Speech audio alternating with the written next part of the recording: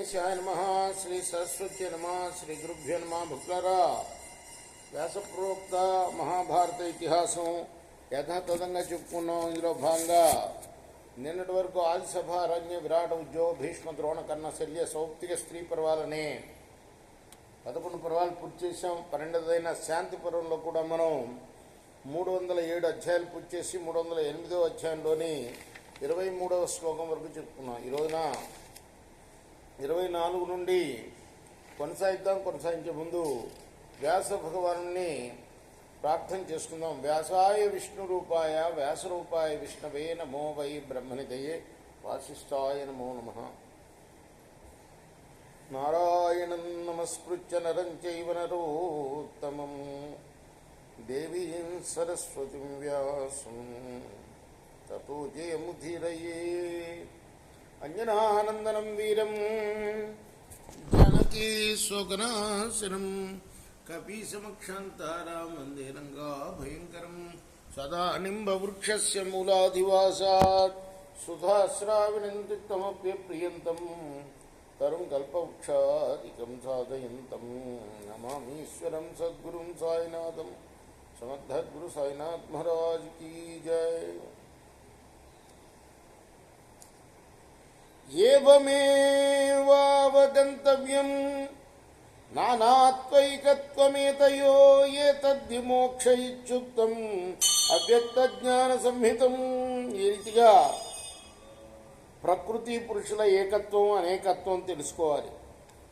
అవ్యక్త ప్రకృతికి ఉన్న నిత్యమైన భేదాన్ని యథార్థంగా తెలుసుకున్నప్పుడు పురుషుడు ఆ ప్రకృతి బంధంలో నుంచి ముక్తుడు కావటమే మోక్షం అంటారు. పంచవింశతికస్యాస్య యోయం దేహేషు వర్తతే ఏష మోక్షయితవ్యతి రాహురవ్యక్త గోచరాత్. ఈ శరీరంలో ఉన్న 25వ తత్వమైన అంతర్యామి, అదే పురుషుడు. ఆయన అవ్యక్తం యొక్క కార్యమైన మహత్తత్వాది బంధనాల నుంచి ముక్తుణ్ణి చేయడం అవసరం అని విద్వాంసులు చెప్తారు.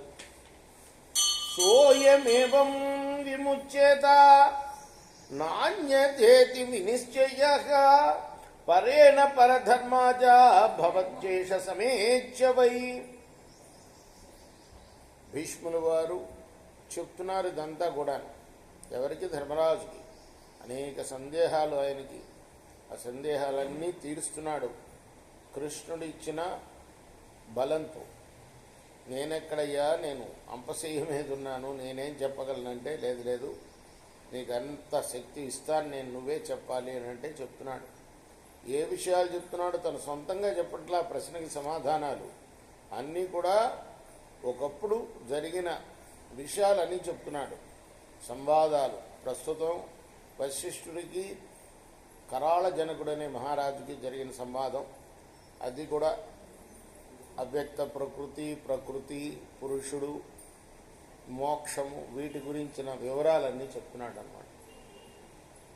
ఈ జీవాత్మ వెనక చెప్పిన రీతిగానే విముక్తుడు అవుతాడు, కానీ ఇంకో విధంగా మాత్రం కాడు అని విద్వాంసులు నిశ్చయించారయ్యా. ఇతడు ఇంకొకరితోటి కలిస్తే వాళ్లతో సమానుడవుతాడు. విశుద్ధ ధర్మ శుద్ధేనా బుద్ధేన చ స బుద్ధిమాన్ విముక్త ధర్మ ముక్తేన సమేచ్ఛ పురుషశభ.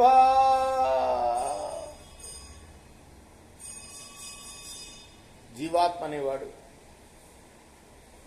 శుద్ధ పురుష సాంగత్యంతో విశుద్ధ ధర్ముడు అవుతాడు. అలానే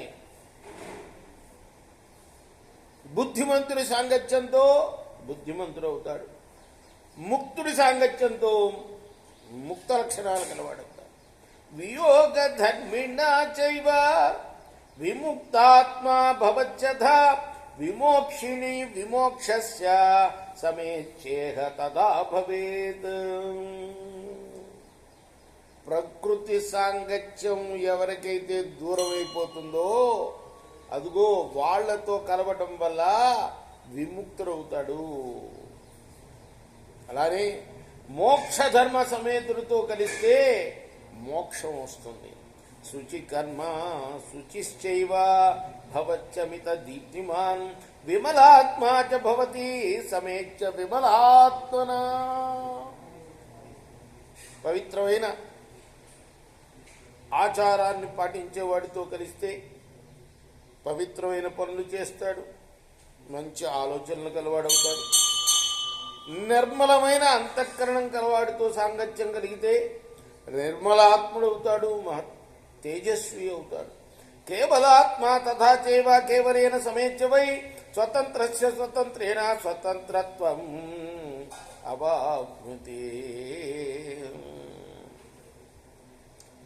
పరమాత్మతో సంబంధం ఏర్పరచుకుంటే పరమాత్మలోనే ఐక్యం అవుతాడు, ఆయన రూపమే పొందుతాడు.